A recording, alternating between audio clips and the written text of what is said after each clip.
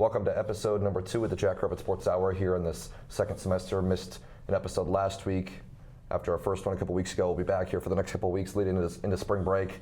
March is approaching, which means it's about the best time of year that you can ask if you're a basketball fan. With us and Senger, I'm Brent, Bowen, we're your co-hosts.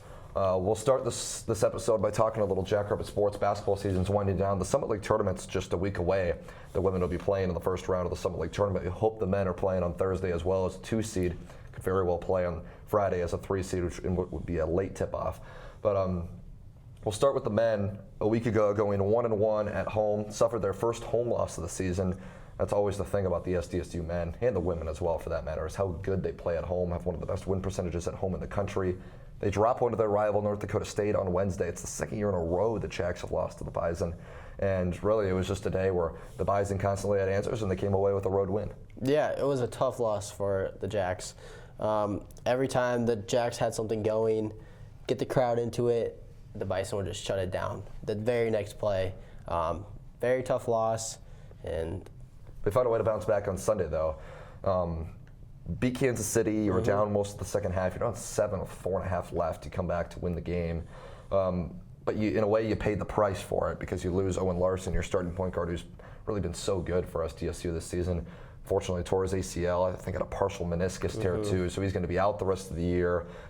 You'd think he's probably going to miss. He's going to miss probably the entire offseason. Is probably going to miss a bit of next year as well. It's going to be a big loss for SDSU, but it's good to find a way to bounce back at home and keep yourself alive for that number 2 seed in the Summit League tournament. Yeah, after Larson went down in the first, it was like the final seconds. Second, had the turnover and then was chasing down the ball and then stepped or just ran awkwardly or something and then had to limp off the floor and MRI came back. Yeah, it was a tough loss, and you could see the Jacks, like, they missed his presence on the court in the very beginning of the second half, but they were able to come back with Jaden Jackson stepping in, making some big plays. Jaden Jackson's the one that started the rally at the end. You're down 7, and he hits that 3 to cut it to 4, and the Jacks just keep pushing from there. The Jacks played good defense towards the end, making them big shots. But it'll be interesting to see what will come forward with losing Larson, especially with the Summit League tournament next week. Well, I'll tell you what, Jaden Jackson's been huge for SDSU the last couple of weeks, and they're going to need him to keep playing like that if they want to have success in the Summit League tournament in Sioux Falls. I mean, all year long, I've thought that SDSU is probably the team to beat in the Summit League tournament, and I still think, hold that opinion, but I'm not nearly as confident in that opinion now as I was really a week ago when SDSU, or before they had lost to NDSU and before they had lost Larson for the year. You're going to need the problem with SDSU is that they're not overly deep. They're really young. They're not overly deep. So you're going to need Jackson to play really well. He's going to be inserted into the starting lineup. Isaac Lindsey's another guy. They're going to need his experience and his Big Ten experience that he had at Wisconsin, and him being a veteran and a senior. He was honored on Senior Day last week. They're going to need him to step up and be that guy up the bench, because the problem is SDSU has 4 red shirts, and the only 2 guys really that aren't in the rotation and also aren't redshirting, they're 2 bigs, and Willie Wharton and Nate Barnhart. So they really don't have any more perimeter guys that they can play.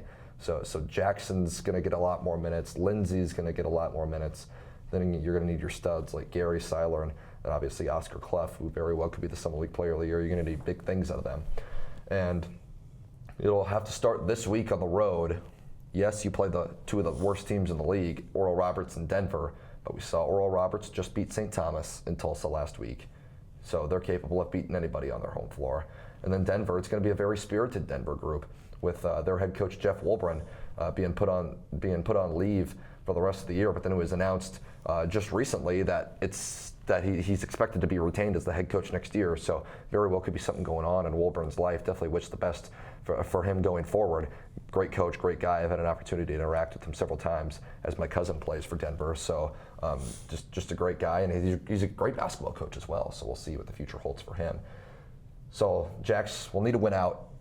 Then you'll need to get some help to get that number 2 seed, because it's all going to depend on that NDSU USD result, who gets the 2 seed between St. Thomas and SDSU, depending on if they have the same record or not. We'll go over some seeding scenarios in the Summit League. Right now, Omaha holds the 1, St. Thomas holds the 2, SDSU's at 3. NDSU's 4, USD's 5. That would be an interesting first-round matchup. They'll play again tonight in the regular season. North Dakota's at 6, Denver's at 7, Kansas City's at 8, and Oral Roberts is at 9. Kansas City, it's hard to believe they're 3-11 in the league after being the preseason favorite in the Summer League, but did see what they're capable of a little bit because they gave the Jacks really everything they had Sunday in Brookings. We'll move on to talk the women's basketball. Jacks just keep on winning, now over 60 regular season wins, and we'll get to see them at home 2 more times here in this season this weekend. Yeah, the Jacks have been just rolling in the Summer League for this year and the past couple of years. When this team gets hot, they are unstoppable, and we've seen that with the past couple of games. Over 60 consecutive regular season wins for the team, just remarkable, and they'll host Denver, the worst team in the league, Thursday night. Assume they'd take care of business there, and then Saturday afternoon they'll host St. Thomas, a team that gave them some challenges in Senger Arena in St. Paul back in January. Jacks found a way to pull away and win in the fourth quarter like they've done a few times this year. Would hope on their home floor that they don't run into a similar situation, but very well could be a preview of the Summer League semifinals there. St. Thomas currently holds the 4th seed. Kansas City's at the 5. The Jacks win their first round game. St. Thomas wins their first round game. Those two teams would meet. Met in the first round at least one time, maybe twice. I think just one time though. And St. Thomas was leading after 1, but the Jacks went on to win. St. Thomas definitely a program on the rise under veteran head coach Ruth Sin. Like a lot of their sports teams, struggled right away coming up from Division III, but they've really started to figure things out. We saw that with their volleyball program this year. Their men's basketball team's been consistent over the past few years. You're starting to see some similar steady growth in the women's game. We'll see how that game ends on Sunday. Jacks are projected around that 8-9 seed range of the season ended today. I think there's a lot to look forward to. Obviously, what was that experience for you like last year when you get to travel up to Spokane and play Utah in the first round of the NCAA tournament? Obviously, you guys don't come away with a win, but just to be a part of that every single year, the Jacks will be a part of it again. About a 99% chance that they make the tournament. Even if they would get upset in the Summer League tournament, obviously we're going to hope that doesn't happen. Mm-hmm. But what was that experience like for you, getting to travel with the group last year out to Washington? Oh, it was a very cool experience. Going out to Spokane, seeing Gonzaga's facilities was pretty cool. They have very state-of-the-art facilities. But it was a tough loss against Utah. So I'm hoping this year will be a better matchup because Utah had a higher seed. Yeah. I mean, Utah, the 5-12 is a tough match. Yeah. It's a tough matchup. Obviously, the dream seed for SDSU would probably be like the 6, because then you get to play an 11 seed in the first round, and then you get to play like a 3 seed in the second round instead of having to play a 1 seed or a 2 seed. Okay, here you are playing one of the top 5 teams in the country. I mean, right now they're a 9 seed playing, or ESPN has them as a 9 seed playing Illinois in the first round, who's had a good year, in South Carolina's region. We've played South Carolina each of the last 2 years. Last year, went out to Columbia, got destroyed. 2 years ago, played them in Sioux Falls at the Pentagon, and that was like a 6-point game in the fourth quarter. South Carolina is not as good this year as they have been the past few years, when like Aaliyah Boston was just absolutely destroying everybody in her path in the women's game. Obviously, South Carolina is still really, really good. They're a number 1 seed for a reason. Don Staley's built a heck of a program. They are the defending national champions. I don't think they lost a game last year. They were so good. They beat Iowa in the national championship. But I think they're certainly not as strong as they were in years past. So if you had to play a 1 seed, South Carolina's probably your choice. Otherwise, you're looking at like Texas, who we've already lost to by 40. Notre Dame is really good. Has arguably the best player in the country. And then number 1 overall seed is UCLA, who's only lost 1 game all year in a close game to USC. Certainly don't really want to part in any of these teams, but obviously you want to go win your games first, go win these last 2 games, go win the Summit League tournament, and then you'll go from there. And speaking of the Summit League tournaments, Jacks right now hold the 1 seed. They will be the 1 seed in the Summit League tournament. They clinched the outright title. We've already talked about matchups a little bit. They'll get St. Thomas or Kansas City in the second round, assuming they get there, because in the first round they have to play either Omaha or Denver. Omaha is at 4-10 in 8th place, but I mean, they're only a half game behind USD. It's really an interesting debate of who the Summit League Women's Player of the Year should be. So I'm going to bring up this topic to you. When you see this in professional sports, you're going to see this again here in the Summit League Player of the Year race. What matters more, team success or individual success? Because in this scenario, you have Grace Larkins, who leads the league in points scored, rebounding, and assists, but her teams in 7th place at 5 and 10 could very well finish in 8th. Or do you give the award like to a Brooklyn Meyer again, who is the top dog on the best team in the league? Yeah, I wish the MVP award would be more like specific on that type of stuff. But what Grace Larkins has done this year is incredible. She is at 47 one game. Yeah, she is in a 10-point loss. Crazy good, and I think it could go either way. I mean, if you do factor in team success, then it should, of course, go to Brooklyn Meyer. But if it's just by player value, Grace Larkins is doing things we haven't seen in a while. I mean, she's averaging like somewhere between 22 and 24 points a game. I mean, she shares the ball at just an elite level. It's really a fascinating debate to me because USD for a lot of the year has been sitting in 4th and 5th place. So most of the year I was saying, yeah, Larkins should probably be Player of the Year. But as soon as you drop down towards 7th, I mean, obviously, like, she's doing everything she can, right? It's not her fault that she's necessarily not getting the help that she needs to win more games. It'll be a big last week though, because I mean, if USD can win one more game and then you can get some other teams to lose, they'll play Denver to wrap up the regular season, so that should be a win. Would improve them to 6 and 10. Maybe they can jump up to 6th or 5th place in the league. That would give you a better shot of being the Player of the Year than probably being in 7th. But at the same time, man, like, yes, you've been really good, but if your team's in the 7 or the 8 seed in the Summit League tournament, it's just it'd be really hard for me to give that award to somebody who's all the way down there, because I really feels like it's kind of a 2-horse race now between Brooklyn Meyer and Grace Larkins. Like the NBA, you get this whole debate about voter fatigue that doesn't really seem to exist in college basketball. And obviously with Meyer winning it last year, I don't think there's going to be any bias in, okay, Meyer won it last year, voter fatigue, we're going to give it to Larkins. No, I think if Meyer deserves it, she deserves it. So it'll be an interesting race what happens here in the next week, but certainly I think both players are deserving. Jackrabbit Wrestling, they secured the Border Bell last week in a dual win in Fargo against North Dakota State. Jacks have owned the Bison in recent memory. They beat them once again. The Jacks will be participating in the Big 12 Championships down in Tulsa, Oklahoma, same weekend as the Summit League basketball tournament. The Nationals are a couple of weeks after that at the Wells Fargo Center in Philadelphia, Pennsylvania.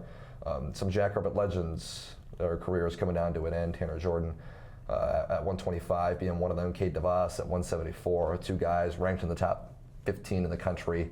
Have done many good things for the Jackrabbit Wrestling program. Careers will be coming to an end here soon, but still a bright future ahead for Damian Hahn and the Jackrabbit Wrestling program. Move on and talk some national sports here. We'll rewind a couple of weeks back to the NBA All-Star Weekend. Just thoughts on the new format and what happened there a couple of weeks ago? For the new format, I do not like it one bit. The 4 teams just seems too much. And all the things that they were doing in the game, I think it was like a 3-hour program and there was only a certain amount of minutes. Can't remember what it was, but it was like 30, 40 minutes max of actual basketball being played.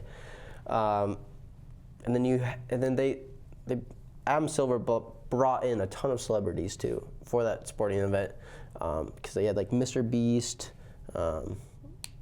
Kevin Hart was there also. I think they're maybe tried too hard this year to make it relevant. That's the problem, is that Adam Silver is just trying to do anything he can because the viewerships just kind of continue to drop for this event and this weekend. I mean, I still remember I was 11, 12 years old, the 2016 dunk contest between Aaron Gordon and Zach LaVine was like the best thing ever. I was at like a tournament with my boys up in Minnesota or something. We were all staying at a hotel. We had just gotten done playing our games for the day. Probably had some pizza and relaxed in the pool or something, and then you get out and watch this excellent dunk contest between Aaron Gordon and Zach LaVine. That was amazing. It's like a peak All-Star game or even just basketball experience in general for me. And you just don't see stuff like that anymore. So, I mean, it's really sad to see. I mean, overall, it just feels like the NBA as a product has decreased over the past couple of years. I mean, it feels like the finals isn't, as teenagers like to say, it doesn't have the aura as it used to have with like all the Cavaliers-Warriors finals between Steph and LeBron. It just doesn't feel it has as much hype, and as a result, the viewership just continues to go down. And overall, it just doesn't feel like the product is as good as it used to be, like 8-9 years ago. Do you agree with that statement? Do you have anything else to add on there? No, I completely agree with you. Because nowadays, you barely hear anything about the finals, or I barely heard anything about the All-Star coming up for the season, and you just see that the viewership is falling because of how the games are being played now. So I'll hit you with this now. How should the All-Star game be approached going forward, in your opinion? I think they should either go back to the West versus East. I think that is a good format for basketball's All-Star game.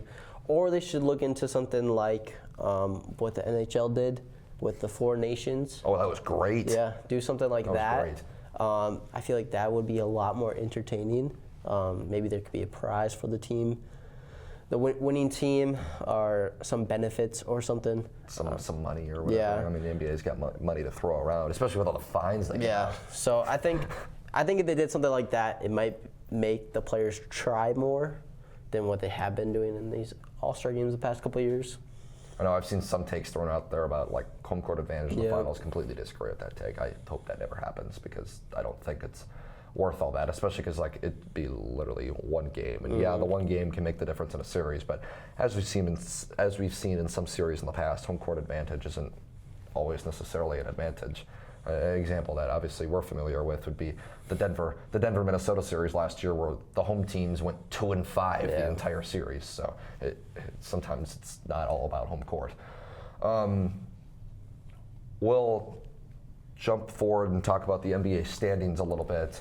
It's post All-Star break. Season's already winding down. There's a lot of teams have right around 20 games left of the regular season before it's playoff time. About 2 months from now, it'll be the start of the NBA playoffs, which as much as maybe the NBA regular season is a little bit of a snooze fest, and I have that opinion at times as well, that it's a bit of a snooze fest. I've always loved watching the NBA playoffs, and I still do to this day. I mean, there's so many memorable moments, even in the last couple of years, that have taken place in the NBA playoffs. But I mean, overall, what are kind of some teams that surprise you and have disappointed you as you look at these standings? Some big name teams that have been disappointing this year is, of course, the Phoenix Suns. You have that big three there. We'll talk about that later, but yes. And they haven't done much this season. Another team you have is the 76ers.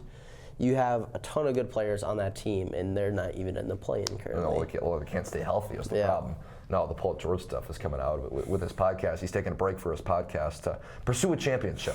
All right, let's get out of the play-in first before we start talking about championships. Yeah. But Paul George's got to get healthy. He hasn't played very well this year.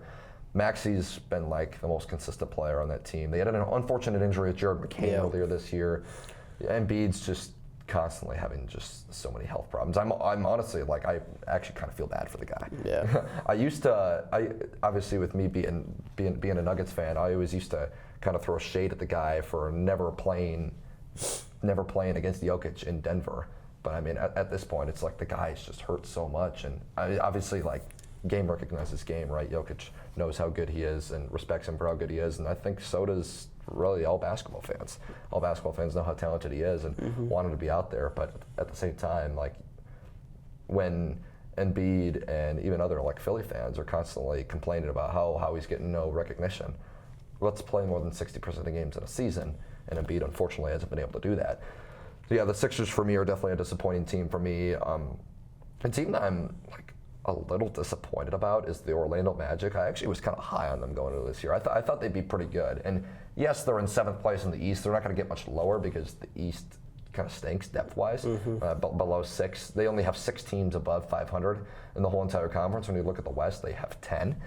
So the East overall isn't strong. It's strong at the top. Like your top 3 teams are really, really good, and obviously we know what the Bucks are capable down at that 5 spot as well. But the West, you feel like you have 8, 9 teams that'll have a legitimate shot to make a playoff push. You just don't see that in the East. But speaking of the East, a surprising team for me is going to be the Cleveland Cavaliers at 48-10. It's amazing what coaching does. I mean, there's been that coaching cycle where Bickerstaff gets fired from Cleveland. At the time, wasn't necessarily a big fan of that firing. But then Bickerstaff goes to Detroit, and yeah, he shows what he's worth. Detroit's 32-26, 8-2 in their last 10. They've won 7 games in a row, and he's getting the most out of guys like Cade Cunningham. And I mean, Detroit was like the worst team in the league last year. Now all of a sudden they're 6 games above 500. I mean, last year Detroit, they went on like one of the longest losing streaks in NBA history. And now they're here 6 games above 500. They're going to be a playoff team this year. And then Cleveland on the other side, where J.B. Bickerstaff comes from, they get a new coach in Kenny Atkinson, who's well respected across the league. They're 48-10. They were like a 4 or a 5 seed last year. It's just coaching means so much in the NBA, and you've seen it with all these guys that are rotating to different places. Yeah, it's crazy because it's basically the same team from last year with the Cleveland Cavaliers. This helps show how big coaching is for any team. And I mean, really, you look at other teams in the East. I mean, the Celtics at 42-16, they're still probably the team to beat in the East. They won it all last year. They still got all that star power with Tatum, Brown, Holiday, Porzingis. They got so many weapons still that I still think they're going to be the team to beat. But I mean, Cleveland at 48-10, that's pretty impressive, and it's more than likely with a 6-game lead that they're going to be the number 1 seed in the East come playoff time. Look at the West a little bit. OKC, they're in a class of their own right now. 46-11 on top of the league, or on top of the conference, I should say. They don't have the best record in the NBA. Cleveland owns that. But you're 8.5 games up on Memphis and Denver. I mean, Oklahoma City for the 2nd year in a row is going to be the number 1 seed. They have that big home court advantage, and they have a young and still up and coming starting 5. I mean, they're starting 5. The average age of them is like 23 or 24 years old. I mean, it's ridiculous. But we're talking about surprise and disappointing teams. They're meeting expectations. Everyone knew they were going to be this good, and they certainly have been just that. Memphis, they were bound to have a bounce-back season after all those injuries last year. Denver's about where we expected. The Lakers are a team that surprised me. The Lakers and the Rockets, who are at 4th and 5th. We'll start with the Lakers. They've really surprised me at 35-21. I figured that they'd be solid, right? And they'd be around that 5, 6, 7 seed range. J.J. Redick comes in. He's done a heck of a job. I mean, I think that was pretty clear. Almost anything was going to be an upgrade over Darvin Ham. But J.J. Redick has made the most out of everything he's had. And I think the Lakers are a legit NBA title contender this year with LeBron and Luka. Yeah, and even before they got Luka, they were still doing well. But then you bring in that star power of Luka, and then teaming up with LeBron, and of course you have Austin Reeves. Austin Reeves has been pretty good, especially as of late. Yeah, I do think this team has a good chance of making a push to the finals. I think they have the 2nd highest odds in the West right now, probably just behind OKC. Then Houston, on the other hand, they started to slip a little bit before the All-Star break. I still think Houston is probably a year or 2 away.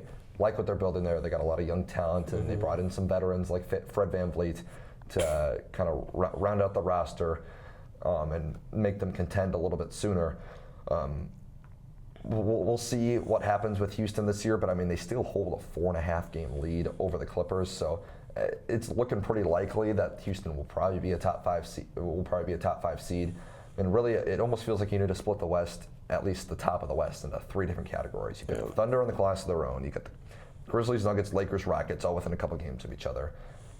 And then you've got that whole blob of teams, really from 6 to 10, with the Clippers, Wolves, Warriors, Mavericks, and Kings, and then you got to drop off from there. So, yeah, Lakers and Rockets, they've been surprising teams this year. What are some disappointing teams for you in the West this year? Like I said earlier, the Suns have got to be the biggest disappointment in the Western Conference because you have 3 stars on that team, and it has not worked in the past couple of years that they've had that big 3. They traded for Bradley Beal at the deadline last year. They match up with Minnesota, just get pummeled in the first round. A team that's interesting to watch out for is Portland down there at 12th. They went on a 7-game winning streak right before the All-Star break, and we got a lot of young talent in that team. Obviously, they're still probably 3-4 years away. They're still a long ways away, but I think there's something going on there in Portland like there hasn't been in years past. Minnesota at 7 they're a wild card to me. I mean, they've got a lot of talent, but some guys have been in and out of the lineup. But I think there's no doubt if they're going to be that 7th seed that no 2 seed wants to play. Yeah, you can see that with what happened yesterday with the Timberwolves going into Oklahoma City and beating the Thunder after being down by 25 or something like that. They were down. Let's see, I think they were down 16 with 3.5 minutes to go, and they went on a 16-0 run to force overtime. Yeah, that was incredible. Yeah, it was a good win for Minnesota. It's just the 4th game that Oklahoma City has lost at home this season. That scheduling was weird, by the way. You place the same two teams play Sunday night at 9 o'clock in Minnesota, and then you turn around and play the same team 16 hours later in Oklahoma City. What sense does that make? I don't know. It's not just that. There's many examples where that has happened across the league. I think the Nuggets had the same thing with the Thunder earlier this year. Yeah. Or maybe it was another team. But either way, it's really just a weird schedule quirk. I don't know why that's the case. Yeah. We'll move on and talk some other, some more NBA here. New look Golden State down at 8th place in the league. Or in the West, they trade for Jimmy Butler, and all of a sudden they've won 4 games in a row. That could be a dangerous play-in team as well with Butler and Steph Curry. Yeah. Now, Steph Curry actually has some help now with Jimmy Butler because you have another star on that team. But something you've noticed since Jimmy came in is it seems like the Warriors are having fun now. They're enjoying their time. They're laughing on the bench. It just seems like a new environment in Golden State, and they're winning because of it. Just talked about Phoenix a moment ago. There's been a lot of trade rumors for this offseason for Kevin Durant. They shopped him at the deadline, didn't deal him. It's probably likely he gets dealed this summer. What do you think that Phoenix should do this summer with that roster that they've accumulated? Well, I think they should have traded Kevin Durant at the trade deadline because there's a lot of teams interested in him.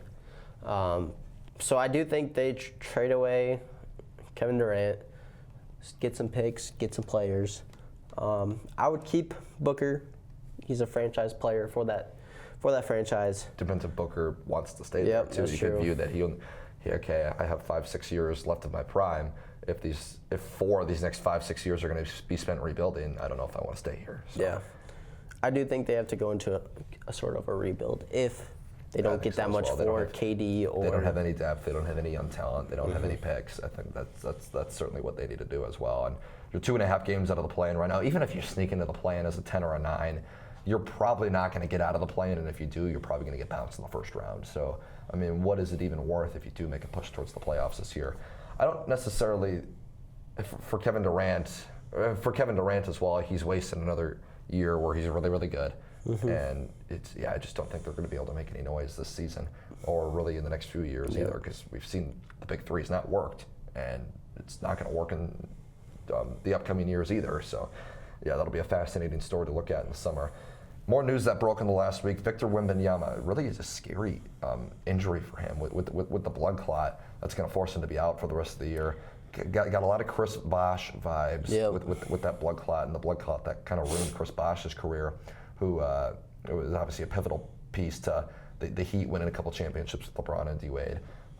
It likely taxes anything that the Spurs would try and do this season as far as a playoff push after trading for De'Aaron Fox, but I think for Wemby right now, it's about let's rest up and let's build around him and De'Aaron Fox for the upcoming years. But either way, tough news for San Antonio fans to have to swallow. Yeah, it's a tough injury. I was very shocked when I saw that. I mean, you're hoping for the best because Wemby's a generational talent. Yeah, and just the most unique skill set we've ever seen in the NBA. So hoping that the blood clot is just a one-time thing. It won't affect him in the future. But time will tell with that. I think the Spurs are a team that really could make a jump next year, assuming everything's fine with Wemby. He's going to come back just as good next year, if not better. De'Aaron Fox is going to be good as he has been with Sacramento. Then since Wemby's on a rookie contract, you can go out and maybe overpay a little bit for role players, kind of like OKC did, and you have a chance to build something special in the next couple of years. Now, I've seen some like Spurs fans on social media saying, "Let's start the tank now. Let's start the tank. Let's go get Cooper Flagg." Can you imagine I mean, I could not imagine them pairing Cooper Flagg with Victor Wembanyama and De'Aaron Fox. That would be nasty. That'd be scary. But like the Pelicans are really, really bad. The Jazz are really, really bad. The Wizards and Hornets are not good. The Raptors are not good.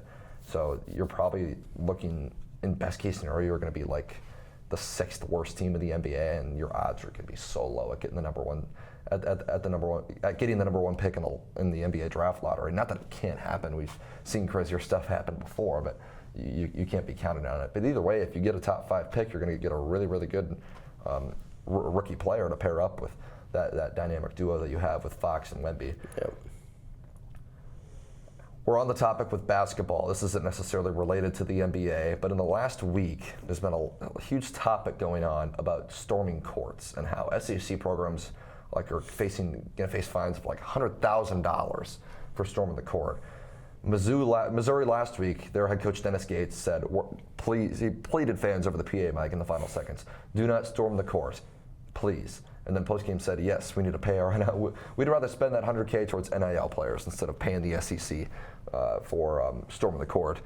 And then Georgia just recently defeats Florida, and they wait 90 seconds to storm the court and avoid paying that $100,000. Just what are your thoughts on court storming and of what's going on recently with that?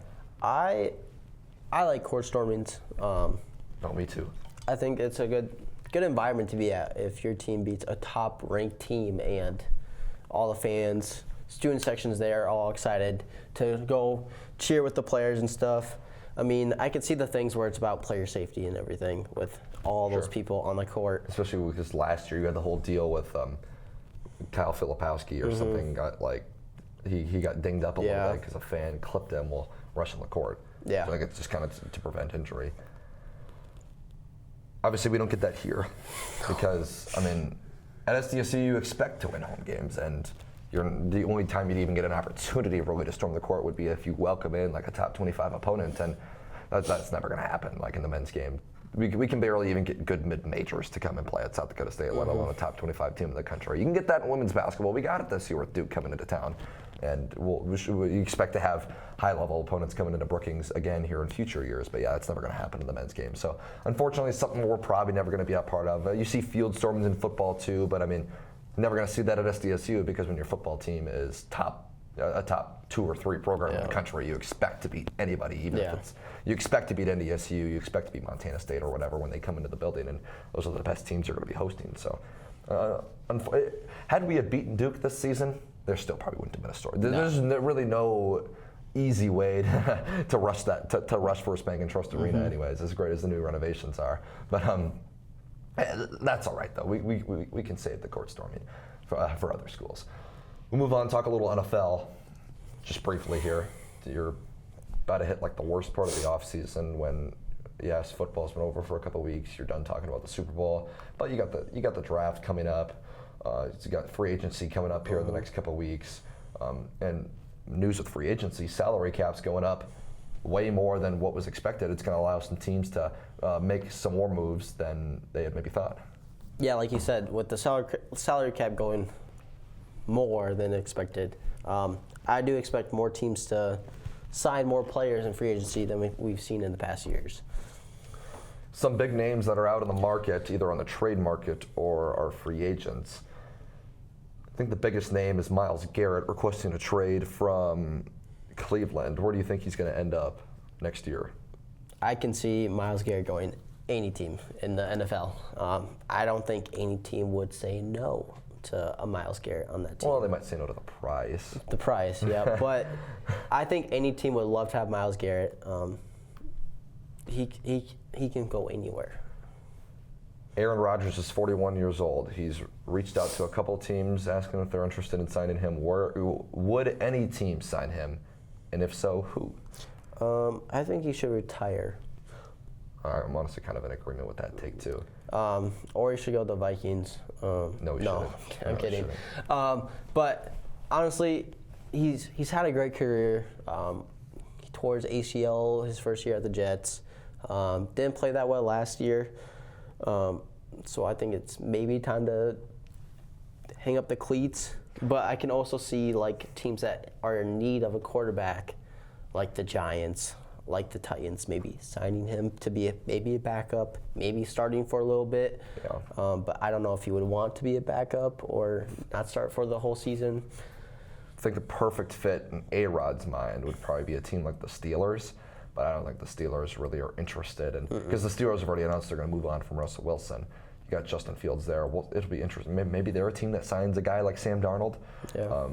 But it doesn't seem like there's mutual interest between the Steelers and Aaron Rodgers. The Steelers' offensive line for the last 8 years, I swear, has been mediocre to below average. So I can't even imagine an immobile 41-year-old Aaron Rodgers behind an offensive line like that. It might not work very well, but you don't want to throw too much shade towards the Pittsburgh offensive line because our very own Mason McCormick from South Dakota State, he was very good as a Jackrabbit, and I think he's going to have a good NFL career. So maybe he can be a big piece into bolstering that offensive line here in the upcoming years.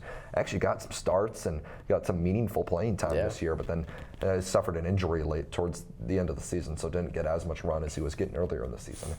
But love Mason McCormick around here. Last one, T. Higgins. What are the Bengals going to do with him? See, I think this one is going to be very interesting because T. Higgins can be a wide receiver one at many different teams. So it'll be interesting to see if the Bengals will extend him, re-sign him for a big contract. I mean, franchise tag him possibly, or just let him walk. It just depends how much money they're willing to spend on him. I mean, we saw towards the end of the year how influential T. Higgins was towards the Bengals' late playoff push. He finally got healthy towards the end of the year, and he was putting up some monster games.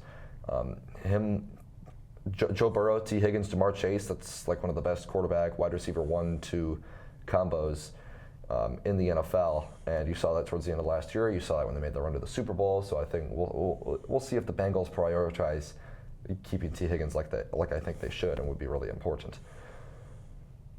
We'll talk more NFL as far as free agency and draft here in the upcoming weeks as we get into late March, and the draft will take place in late April. Free agency is going to start here in the next couple of weeks.